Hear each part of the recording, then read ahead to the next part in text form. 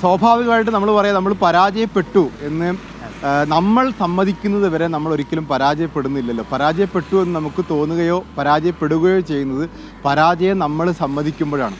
നമ്മളൊരിക്കലും ഇപ്പോൾ യേശുദാസിൻ്റെ SSLC book നോക്കിയിട്ടല്ലല്ലോ Yesudas genius ആയത്. സച്ചിൻ ടെണ്ടുൽക്കറിൻ്റെ SSLC ബുക്ക് ആരും കണ്ടിട്ടില്ല. അതിലൊന്നും ഫുൾ A+ അല്ല. ഒരു ബോർഡ് എക്സാം കൊണ്ട് അളക്കാൻ പറ്റുന്നതല്ല ഒരു കുട്ടിയുടെയോ അല്ലെങ്കിൽ ഒരു വ്യക്തിയുടെയോ ജീനിയസ് അല്ലെങ്കിൽ കഴിവ് എന്ന് പറയുന്നത്. SSLC ബുക്ക് കൊണ്ട് അളക്കപ്പെടുന്ന കഴിവ് അവൻ്റെ മാർക്ക് എന്ന് പറയുന്ന ഓരോ വിഷയങ്ങളിലും ഉള്ളതാണ്.